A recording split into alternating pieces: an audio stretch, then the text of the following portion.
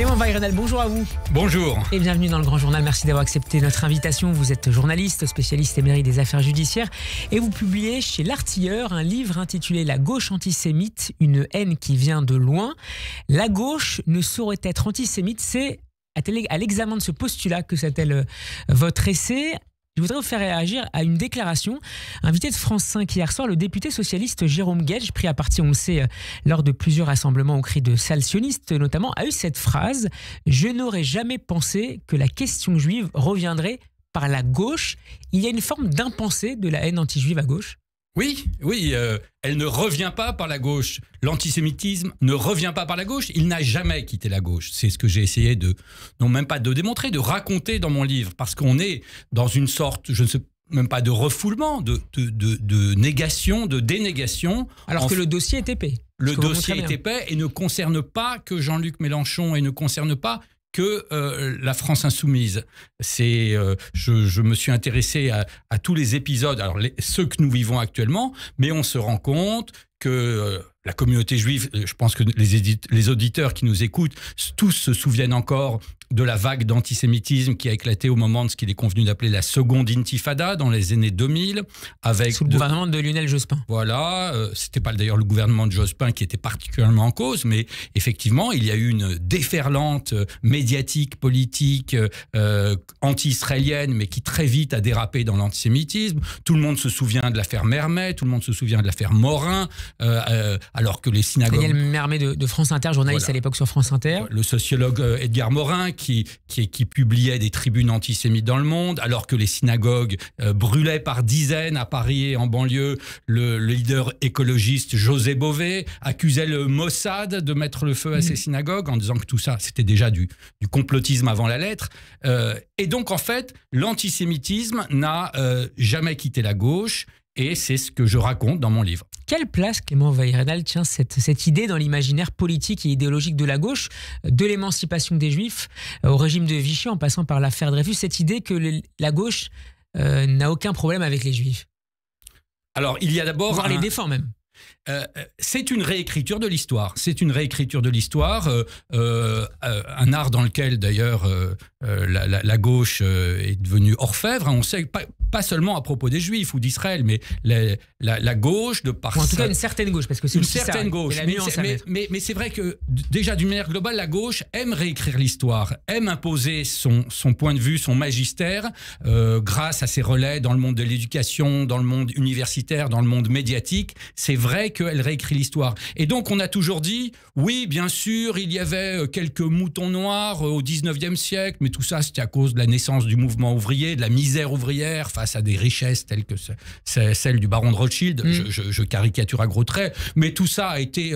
très vite recadré. Et on présente souvent l'affaire Dreyfus comme l'instant clé où la gauche aurait orienté sa pensée, orienté ses troupes dans la bonne voie. Sauf qu'on ne s'intéresse qu'à la fin de l'histoire. Voilà, on s'intéresse qu'à la fin de l'histoire. Et en fait, on sait que pour des raisons, aujourd'hui on dirait électorales, Jean Jaurès très tardivement a pris la défense du capitaine Dreyfus parce qu'en fait, Jean Jaurès considérait surtout Dreyfus comme un soldat victime de l'injustice de l'institution militaire, mais le juif Dreyfus ne l'intéressait pas tant que ça. Et quand on regarde d'ailleurs les écrits de Jean Jaurès, on s'aperçoit qu'il a écrit lui-même des horreurs sur les juifs. Donc c'est ce moment fondateur qu'on nous raconte aujourd'hui à propos de l'affaire Dreyfus est faux. Donc votre thèse est la suivante, je la résume, une certaine gauche a toujours été antisémite, une haine constitutive de sa vision du monde où les juifs font partie des puissants, même si vous montrez bien comment cette haine s'est adaptée à l'époque et à l'ère du temps politique. Ce qui est frappant, c'est que ça s'exprime souvent au nom du bien. Oui, au nom du projet d'installer le paradis sur Terre. Ça, on le voit dans le marxisme notamment. Et d'une part dans le marxisme, Marx pensait pouvoir faire... il l'écrit lui-même. Il pensait pouvoir faire disparaître les Juifs. Disparaître les Juifs dans sa société idéale. Les Juifs n'auraient plus de raison d'être puisqu'il assimilait... En tant que Juif. Oui, puisqu'il assimilait... Oui, en tant que Juif, parce que lui assimilait les Juifs à l'argent. Et avec selon lui, tout ce que l'argent avait de démoniaque et de détestable. Et c'est un peu aussi ce qu'on a retrouvé en Union soviétique. Ils étaient sûrs de créer une société dans laquelle il n'y aurait plus besoin d'être juif. Et l'échec d'ailleurs de leur société, c'était la permanence des Juifs, y compris dans le système soviétique. Et c'est ça qui a, entre autres, qui a généré, au-delà de l'antisémitisme russe traditionnel, mais il y a eu un antisémitisme soviétique, communiste, spécifique. Et pour en revenir à la France, j'y consacre plusieurs chapitres dans mon livre, rappelez-vous l'affaire des procès de Prague et l'affaire du complot des blouses blanches, un an plus tard, dans les années 50 en URSS. Et ce qui est intéressant, aujourd'hui on sait très bien personne ne conteste le caractère antisémite, violemment antisémite, des procès de Prague et de Moscou. Il faut quand même rappeler qu'à Prague, ça s'est terminé par la pendaison de 11 ex-dirigeants du parti communiste, qui tous pratiquement étaient juifs. Et c'est intéressant parce que, à cet égard, d'une part, moi, je me suis pas seulement intéressé au procès tel qu'il se déroulait à Prague ou à Moscou, mais je me suis intéressé à ce qu'écrivait à l'époque la presse communiste. L'Humanité, les lettres françaises. Et c'est intéressant parce qu'il prétendait... il collait bien entendu à l'accusation du pouvoir judiciaire soviétique en disant cette affaire comme sur d'autres d'ailleurs. Voilà, il prétendait que les accusés avaient participé à un vaste complot sioniste, mais très vite, justement, les éditoriaux, les articles, les tribunes dans l'Humanité et même les odieuses caricatures tombaient dans un antisémitisme plus qu'évident. C'est-à-dire qu'on passait, la presse communiste passait son temps en France à rappeler le judaïsme des accusés, et dans des termes que vous pouvez imaginer peu amènes. De ce point de vue, et peut-être un peu plus largement, dans quelle mesure, Clément Weyranal, la création de l'État d'Israël et ses développements politiques a constitué une divine surprise justement pour cette gauche? Pas une divine surprise, je crois que ça une aubaine pour... Oui, ça a aussi exacerbé d'une certaine manière leur rage, mais pour schématiser, c'est vrai qu'avant la création d'Israël, et plus particulièrement avant la victoire de la guerre des 6 jours, la victoire éclair de la guerre des 6 jours, qui avait stupéfait le monde, les Juifs passaient...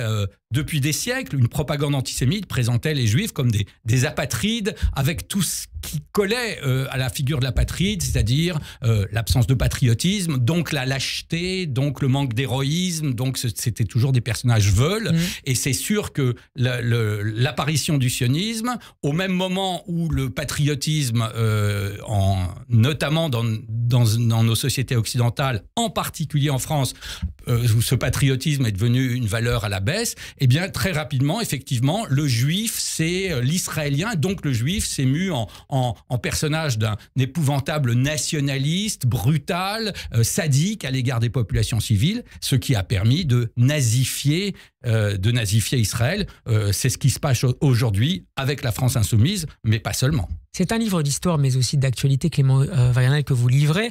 La première partie de l'essai est consacrée justement aux manifestations contemporaines de cet antisémitisme à gauche, de gauche, et le personnage principal, l'un des personnages principaux dont vous relevez le parcours est évidemment Jean-Luc Mélenchon. Vous démentez l'idée d'une évolution très récente du leader de la France insoumise sur ces questions, et vous expliquez que sa méthode est finalement assez simple, jouer sur l'insinuation en réveillant tout un imaginaire bien connu dans l'histoire de la haine anti-juive. Expliquez-nous. Oui, on s'aperçoit que chez Jean-Luc Mélenchon, il n'y a pas qu'une stratégie électorale, même si cette stratégie électorale est évidente. Il applique d'ailleurs les recettes qui avaient été préconisées dès les années 2000 par un autre socialiste, Pascal Boniface, pour ne pas le nommer.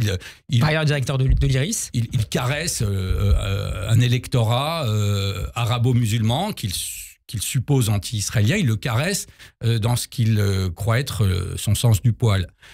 Mais au-delà du calcul électoral, qui peut-être a une réalité, je me suis intéressé au personnage de Jean-Luc Mélenchon, et on s'aperçoit en fait que ces dérapages anti-juifs, ces obsessions anti-juives ne datent pas d'hier, ne datent pas du 7 octobre, ne date pas même de la seconde intifada. En fait, Jean-Luc Mélenchon est quelqu'un qui vient de l'extrême gauche, avec la vision du monde que ça implique. Il a rejoint dans un temps le Parti socialiste. On peut se demander s'il n'était pas en mission d'infiltration au Parti socialiste, d'infiltration de la gauche social-démocrate. Ça s'est déjà vu, hein, il ne serait pas le seul. Et puis, il semble être revenu à ses premières amours, et avec ce retour à l'essentiel, avec ce retour à sa véritable nature, on découvre effectivement un Jean-Luc Mélenchon tel qu'il est, avec ses obsessions anti-juives. Alors, je parle de lui et de ses lieutenants. Un de leurs grands arguments, c'est de dire mais nous n'avons jamais été condamnés pour antisémitisme. Bon, ça peut s'expliquer. Je parle aussi dans mon livre de la connivence d'une certaine justice, de certains magistrats qui refusent effectivement de condamner l'antisémitisme dès lors qu'il vient de la gauche, et qui sont extrêmement vigilants, voire pointilleux, dès qu'il s'agit de la droite, pour entrer en voie de condamnation. Pour terminer, Clément Vernal, il y a aussi une forme d'invariant que vous mettez en avant, la question du traitement médiatique, notamment du conflit israélo-palestinien, mais peut-être un peu au-delà, par le quotidien Le Monde, de son fondateur Hubert Beuve-Méry, jusqu'à plus récemment les polémiques autour du journaliste Benjamin Marthe, ou évidemment passant par Edwy Plenel qui a co-dirigé Le Monde dans les années 90 et au début des années 2000. Alors, je vous remercie de citer Hubert Beuve-Méry. C'est une grande partie de mon livre sur la gauche antisémite. Hubert Beuve-Méry, fondateur du Monde, figure tutélaire, autorité morale incontestable, c'est quelqu'un qu'on n'a jamais attaqué. Or, et moi-même, j'ai enquêté, je savais certaines choses, je suis allé bien au-delà de ce que je soupçonnais sur Hubert Beuve-Méry, le fondateur du Monde. On a toujours dit qu'il était résistant, c'est pas vrai, ça a été un résistant de la dernière heure, quand la défaite de l'Allemagne nazie était une chose plus que probable. Ça a été un cadre de Vichy, mais surtout, on découvre qu'avant-guerre, Hubert Beuve-Méry a une fascination pour Hitler, a une fascination pour l'Allemagne nazie. Je suis allé consulter un ouvrage un peu oublié, un essai que le jeune Hubert Beuve-Méry avait écrit en 1939, à la veille de la Seconde Guerre mondiale, et on peut voir qu'il a une fascination pour l'Allemagne nazie. Et on peut se demander si c'est pas son antisémitisme dû à son éducation